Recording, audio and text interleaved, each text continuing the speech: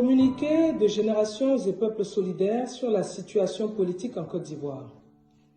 La Côte d'Ivoire est dans l'impasse totale depuis que le président sortant, Alassane Ouattara, tente par tous les moyens de faire un troisième mandat présidentiel en totale et flagrante violation de notre loi fondamentale. Face à son obstination, l'opposition politique a lancé un mot d'ordre de désobéissance civile, largement suivi par le peuple ivoirien qui malheureusement est martyrisé par le régime en place, occasionnant plus de 100 morts à ce jour. La mise en œuvre de cette désobéissance civile a eu pour résultat d'empêcher la tenue du scrutin prévu le 31 octobre dernier, dont le taux de participation selon de nombreux observateurs n'excède pas 10%.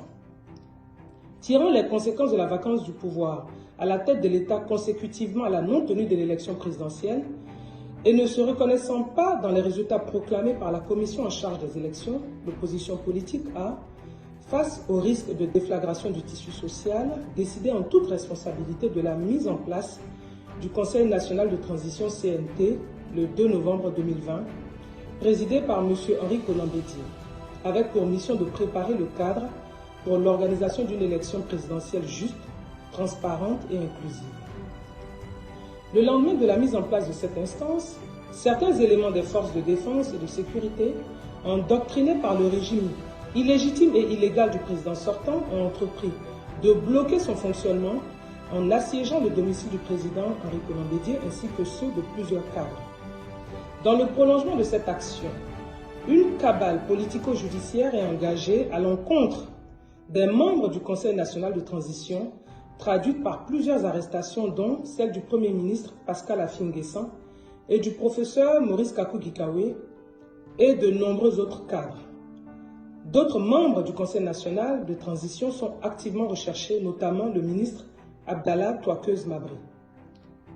Générations et Peuples solidaires exprime sa solidarité à toutes les personnalités du Conseil national de transition qui ont été arrêtées et condamne l'humiliation que le régime de M. Ouattara fait subir au président Bédié, dont la résidence fait encore l'objet d'un blocus.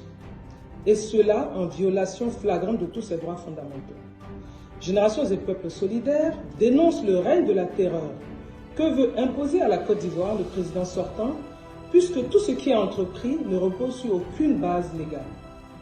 Face au blocage parfait de la situation politique en Côte d'Ivoire, face à la traque dont sont l'objet toutes les personnalités politiques ivoiriennes qui expriment une voix divergente à celle du régime déchu, Générations et Peuples solidaires appellent le peuple de Côte d'Ivoire à la résistance.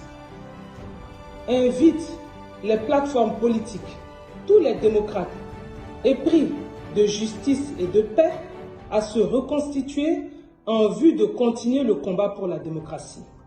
Générations et Peuples solidaires tient à rappeler que les revendications légitimes du peuple ivoirien demeurent le respect de l'ordre constitutionnel. Ce qui suppose que M. Ouattara est illégitime pour avoir organisé un coup d'État constitutionnel contre le peuple de Côte d'Ivoire afin de se maintenir au pouvoir, qu'il s'est parjuré et qu'il a commis un acte de haute trahison. Que M. Ouattara n'est plus président de la République de Côte d'Ivoire, que la commission électorale indépendante n'a rien d'indépendant, que le Conseil constitutionnel est inféodé et complètement soumis à M. Ouattara, que tous les prisonniers politiques et militaires depuis 2010 doivent être libérés, que tous les exilés doivent rentrer en Côte d'Ivoire.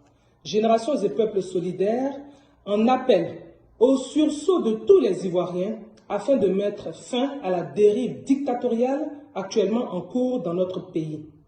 Fait à Paris le 8 novembre 2020 pour Générations et Peuples solidaires, Maître Afoussiata Bamba Lamine.